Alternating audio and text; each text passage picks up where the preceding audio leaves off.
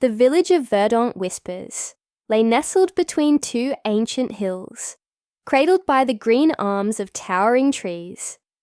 A river, sparkling like a trail of fallen stars, ran through its heart, feeding life to the fields, and echoing the voices of those who had walked the earth before. The villagers often said that the winds carried whispers of their ancestors, guiding the living with their wisdom. Here, the air felt alive, heavy with stories untold and secrets waiting to be discovered. Miriam walked through the village square with her head held high, a basket of clay pots balanced effortlessly on her hip. She was a widow, but not a broken one. Her dark almond-shaped eyes held a quiet strength, and her hands bore the roughness of a life spent molding clay and nurturing her two children. The villagers greeted her with respect, for she was known for her kindness and grace. But as she passed, not all eyes were warm. Behind a veil of polite smiles, Nyasha, her late husband's sister, watched with a bitterness she could not conceal. Nyasha had always lived in Miriam's shadow. Though the village praised Miriam for her strength, Nyasha seethed, believing it was her time to shine. "Ah, Miriam," Nyasha said, her voice sweet but hollow. "You work too hard. Even clay will break if pressed too much." Miriam paused, sensing the thorns beneath Nyasha's words, but she smiled warmly. "Clay, when shaped with care, becomes stronger with fire," she replied, her tone gentle but firm. She continued on her way, leaving Nyasha to stew in the bitterness of her own heart. That evening, as the sun dipped low, painting the horizon with shades of amber and crimson, Miriam sat outside her modest home, shaping a new batch of clay pots. Her children played nearby, their laughter a balm to her weary spirit, but her peace was short-lived. Uncle Sefu, the village elder, appeared, leaning heavily on his carved walking stick. His presence always drew attention, draped in a cloak the color of the earth, with beads that clicked softly as he moved. He carried the aura of someone who saw beyond what others could see. "Child," he said, his voice as deep as the river's song. "You carry your burden well, but even the strongest pot can crack under too much weight." Miriam looked up, her hands stilling over the clay. "I do what I must, Uncle. My children need me." He nodded, his eyes narrowing as though peering into the unseen. "Be watchful, Miriam. Spirits sometimes walk where envy lives. They are drawn to hearts that burn with it." The cryptic warning settled like a stone in Miriam's chest. She wanted to ask more, but Uncle Sefu was already moving on, his words lingering in the air like the scent of rain. Later that night, Miriam began to notice strange things. Her clay pots, carefully stored under the kitchen sink, were cracked, though she knew they had been whole the day before. At first, she dismissed it as her own oversight, but the following night, faint whispers filled the air. "Mama!" her youngest son called out, his voice trembling. "I heard someone laughing." "It is only the wind," Miriam reassured him, though her own heart raced. The whispers grew louder as the days passed, accompanied by laughter that seemed to come from nowhere and everywhere at once. By the time she confided in Uncle Sifu again, her fear was etched into every line of her face. He listened intently, nodding slowly as she spoke. "It is as I feared," he said at last. "Envy is a shadow that invites darker things to follow. Be careful, Miriam.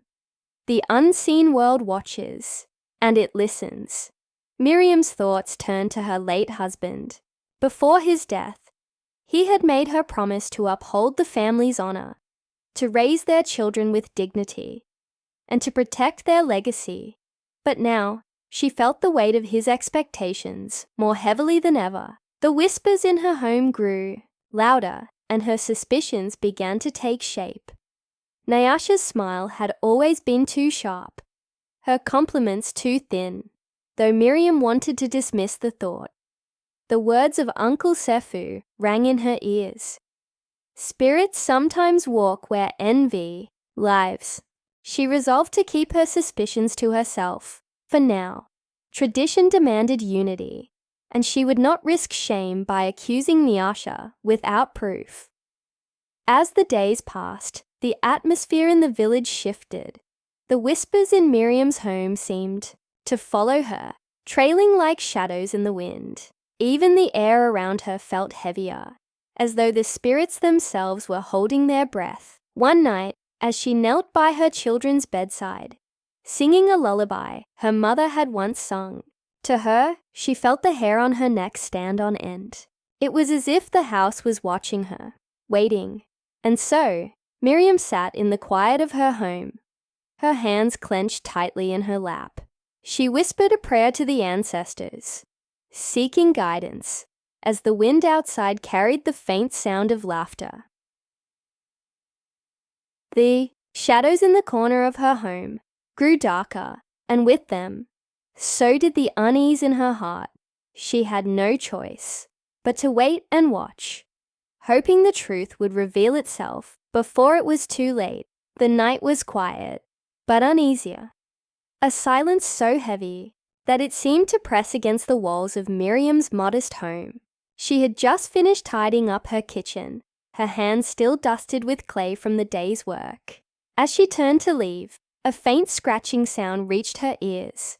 She froze, her gaze drawn to the cupboard beneath the kitchen sink. It was soft at first, like the scuttle of a beetle, but it grew louder, sharper, like nails against the wooden frame. Miriam hesitated, her heart quickening. "It's nothing," she whispered to herself. "Just a rat, perhaps." But the sound persisted, scratching at her thoughts long after it had stopped. A few nights later, her youngest son Kofi shuffled into her room. His small frame trembled as he clutched his blanket tightly. "Mama," he whispered, his voice barely audible. "I heard someone laughing." Miriam sat up quickly, wrapping him in her arms. "It's just the wind, my son. Nothing more."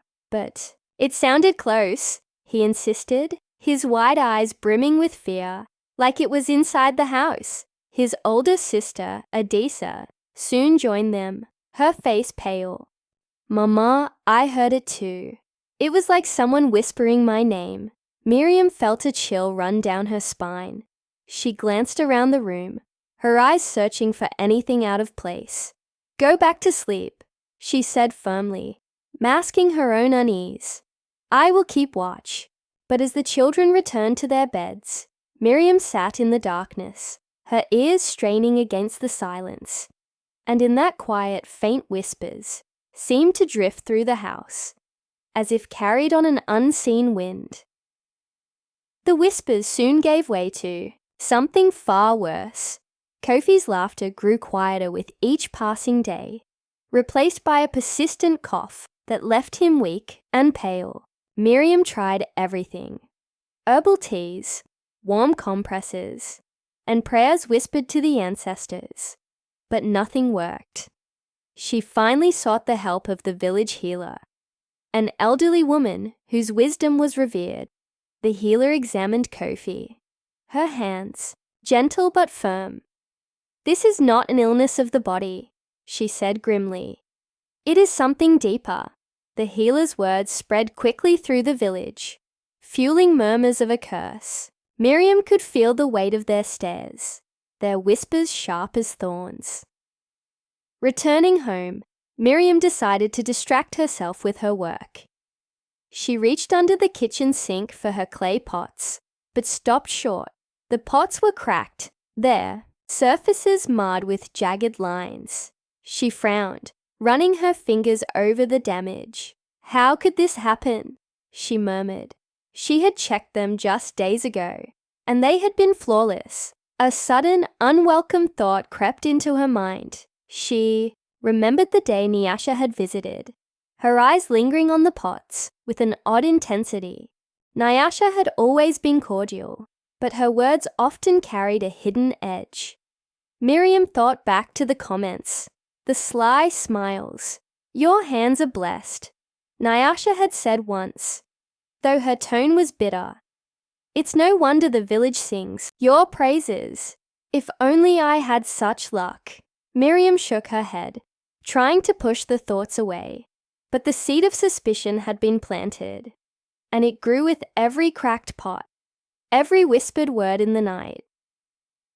The truth revealed itself one day when Miriam, passing through the village, heard a voice that made her stop. She ducked behind a tree, her heart pounding as she recognized Nyasha's voice. "She shines too brightly," Nyasha was saying, her tone sharp. "I need something to dim her light, something to remind her that she is no better than the rest of us." The words hit Miriam like a blow. She peeked around the tree and saw Nyasha speaking to the village herbalist. Though Miriam couldn't see the herbalist's face, the tension in the air was undeniable. That evening, with trembling hands, Miriam opened the cupboard beneath her sink. Her fingers brushed against something cold and unfamiliar. She pulled it out slowly, revealing a small gourd wrapped in red string. Strange carvings covered its surface, and as she held it, she felt a faint vibration, like a heartbeat. A soft, eerie whisper escaped the gourd, sending chills down her spine. Miriam dropped it with a gasp, stepping back as it rolled across the floor. Her mind raced. This was no ordinary object. It was a token of malice, crafted to bring harm. The next morning, Miriam sought Uncle Seifu. She placed the gourd before him, her voice shaking as she recounted the events. Uncle Seifu studied the object carefully, his face grave. "This," he said, "is a dangerous thing. A weapon crafted from envy and anger." He looked up at Miriam, his eyes filled with sorrow. "You are strong, child, but even the strongest cannot stand alone against such forces. You must confront the source of this darkness." Summoning her courage, Miriam went to Nyasha's home. The two women stood face to face, the tension thick between them. Miriam held the gourd out, her voice steady. "I found this beneath my sink," she said. "I know it was you, Nyasha." "Why?" Nyasha's eyes darted to the gourd, her expression faltering. "I don't know what you're talking about," she said, though her voice trembled. "Don't lie to me," Miriam said firmly. "And I heard you. You wanted to silence me, to dim my light. But why, Nyasha? Why would you do this to me?" Nyasha's composure cracked, and she took a step back. "You have everything," she cried. "The village loves you. They respect you. And what am I? A shadow. I was tired of living in your shadow, Miriam." The confrontation divided the village. Some sided with Miriam, condemning Nyasha's actions. Others, swayed by Nyasha's tears and charm, argued that Miriam had brought this on herself by shining too brightly. Miriam stood in the center of it all, her heart heavy, but her resolve unshaken. She knew the truth, and she knew that the path forward would not be easy. The night pressed heavy upon Miriam's home, its silence broken only by Kofi's labored breaths. She sat beside him, wiping the sweat from his brow, her heart heavy with despair. The whispers in her home had grown louder, more mocking, and the air felt thick with unseen malice. "Mama," Kofi whispered weakly, his voice barely above a breath. "Will I get better?" Miriam forced a smile, though her eyes brimmed with tears. "You will, my son," she said, gripping his small hand tightly. "The ancestors watch over us. They will guide us through." But deep down, Miriam knew she could wait no longer. The time had come to act. With a heart full of fear and determination, she kissed Kofi's forehead and whispered a prayer. "I will fix this," she vowed. The next morning, Miriam went to the elders, the village's council of wisdom, gathered beneath the ancient baobab tree, their faces weathered but serene. Uncle Seifu sat at the center, his presence as steady as the earth beneath them. "Uncle," Miriam began, bowing her head respectfully, "I need your guidance. There is darkness in my home, and my son grows weaker by the day. I fear it comes from a jealous heart." Uncle Seifu's gaze sharpened, his voice low and measured. "Jealousy is a seed that grows in the shadows, child. It poisons the soil it touches." Another elder, Mama Jera, nodded solemnly. "What do you wish to do, Miriam?" Miriam straightened her back, her voice steady. "I must confront Nyasha. I believe she planted this curse in my home." The elders exchanged knowing looks before Uncle Seifu spoke. "You will not go alone. The truth must be revealed before the eyes of the community. Call her to the square." Under the scorching midday sun, the villagers gathered in the square. Nyasha stood at the center, her expression tense but defiant. Miriam approached with the cursed gourd in her hands, the red strings and carvings clear for all to see. "Nyasha," Miriam said, her voice carrying the weight of her pain, "this was beneath my sink. You placed it there to harm me and my family. Why?" Nyasha's lips trembled, but she folded her arms across her chest. "I don't know what you're talking about," she said, though her voice wavered. Miriam stepped closer, her eyes blazing. "Do not lie, Nyasha. I heard you with the herbalist. You said you wanted to silence me, to dim my light. Tell the truth." Nyasha's composure cracked, and tears welled in her eyes. "You think you're perfect," she shouted, her voice breaking. "Everyone praises Miriam, the widow who can do no wrong. But what about me? I've lived in your shadow for too long." The crowd murmured, their whispers a tide of judgment and disbelief. Nyasha sank to her knees, her tears falling freely now. "I just wanted you to feel small, Miriam," she confessed, "to know what it's like to be invisible." As Nyasha's words hung in the air, the gourd in Miriam's hands began to tremble. The faint whisper it emitted grew louder, sharper, until it became a piercing wail. The villagers gasped as the air around them seemed to darken, shadows flickering unnaturally on the ground. The gourd rolled from Miriam's hands, its carvings glowing faintly as it vibrated. The ground beneath it cracked slightly, as if the earth itself recoiled from its presence. "It is the spirits," Uncle Seifu said gravely, stepping forward. "They have heard the truth, and they are restless." He knelt before the gourd, his hands raised as he began to chant. His voice was deep and rhythmic, the words an ancient prayer passed down through generations. The villagers watched in silence, their breaths held as the atmosphere thickened with an otherworldly energy. But as the chant grew louder, Uncle Seifu paused, his gaze falling on Nyasha. "The spirits demand balance," he said. "Nyasha, you must atone for your actions. Only then can this curse be lifted." Nyasha, trembling, nodded. "What must I do?" Uncle Seifu placed his hands on the gourd, his voice steady. "You must humble yourself before the ancestors. You must admit your wrongs not just with words, but with action. Only then will they know your sincerity." Nyasha hesitated, then slowly bowed her head to the ground. "I was wrong," she said, her voice shaking. "I let my envy poison my heart. I am sorry, Miriam. I am sorry for the pain I caused your family." Uncle Seifu resumed his chant, the villagers joining in as their voices rose in harmony.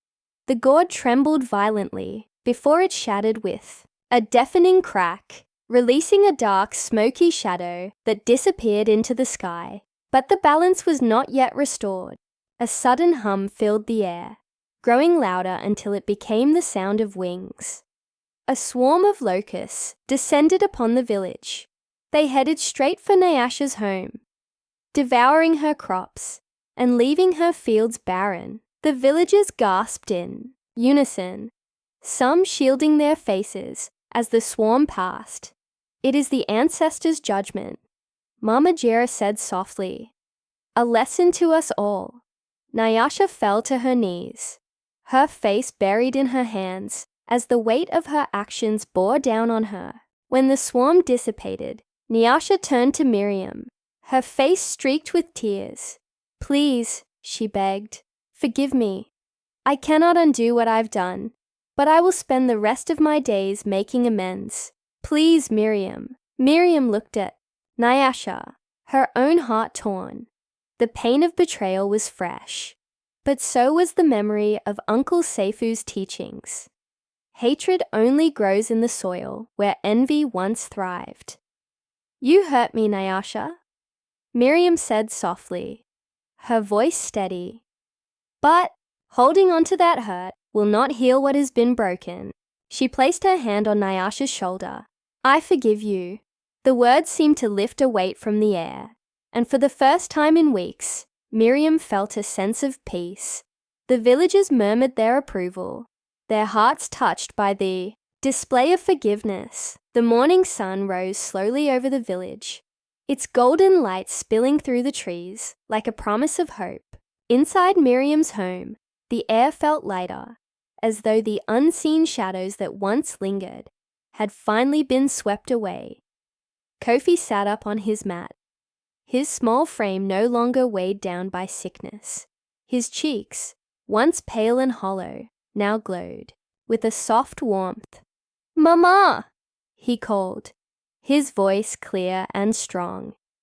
Miriam turned from the cooking fire, her heart swelling as she rushed to him.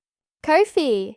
she exclaimed, pulling him into her arms. She felt tears streaming down her face, but this time they were tears of relief. The dark cloud that had hung over her family was gone. Uncle Seifu had kept his word.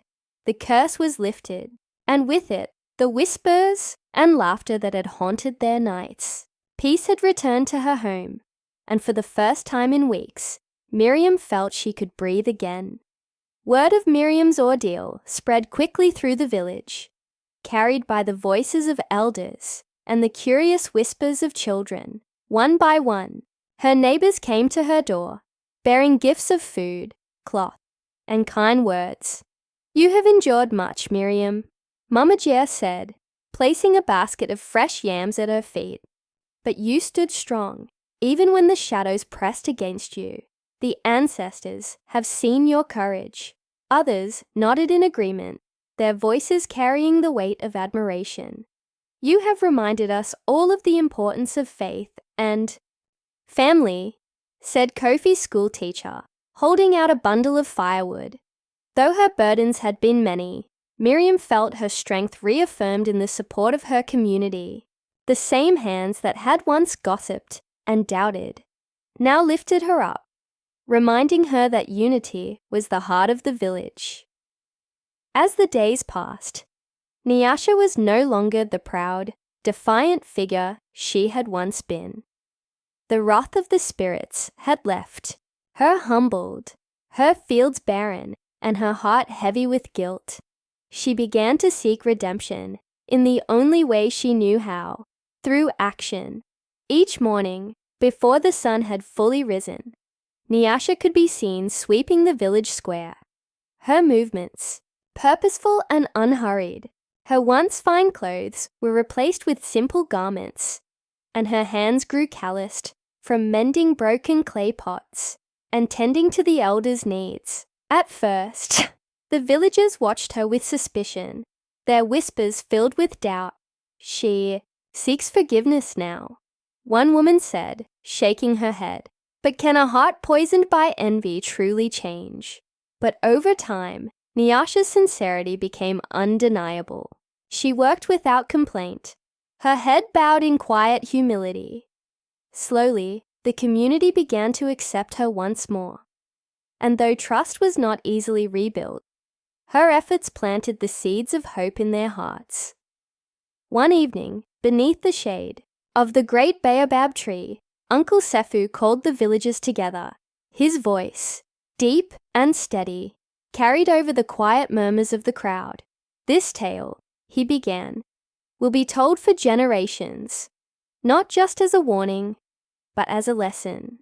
Envy, like a fire, consumes not only those it touches, but also the one who carries it. It darkens the heart and blinds the spirit. The villagers nodded, their faces illuminated by the flickering light of the fire. But forgiveness, Uncle, Seifu continued, is the water that quenches this fire. It is the only thing that can restore what envy destroys. Miriam sat quietly among the crowd, her children beside her. She listened to Uncle Seifu's words, her heart full of gratitude. Though the journey had been painful, it had taught her lessons she would carry forever. That night, as the village settled into sleep, Miriam sat alone in her home. The fire crackled softly, casting shadows on the walls, but they no longer filled her with fear. She thought of Nyasha, of the bitterness that had once divided them, and the pain it had caused. She thought of her children, who had endured so much but had emerged stronger, and she thought of herself, not just as a widow or a mother, but as a woman who had faced the darkness and found her way back to the light. Miriam whispered a prayer, her voice steady and calm. Thank you, ancestors, for guiding me. May I always have the strength to choose compassion over anger and love over hate. She vowed to teach her children these lessons, to pass on the wisdom she had gained, so they might walk a path free of envy and filled with kindness. The next morning, Miriam rose early and walked to the edge of her garden. In her hands, she carried a young tree, its roots wrapped in cloth. She knelt and began to dig, the earth cool and soft beneath her fingers. As she planted the tree, she spoke aloud. Her words carried on the gentle breeze. This is for renewal, she said, for hope, for peace. The tree stood straight and tall, its leaves catching the sunlight as if they were reaching for the heavens. It would grow strong, its roots anchoring it firmly to the earth, just as Miriam's own roots were now anchored in strength and resilience. The village, too, began to heal. The divisions that Nyasha's actions had caused slowly faded as the community came together once more. Children played freely in the square, their laughter ringing out like a song, while the elders shared stories beneath the baobab tree. Miriam's home became a symbol of unity and forgiveness, a reminder that even the deepest wounds could be healed. The villagers carried these lessons with them, ensuring that envy and division would no longer take root in their hearts. And so, life in the village of Verdant Whispers returned to its gentle rhythm, guided by the wisdom of its people and the whispers of the ancestors who watched over them.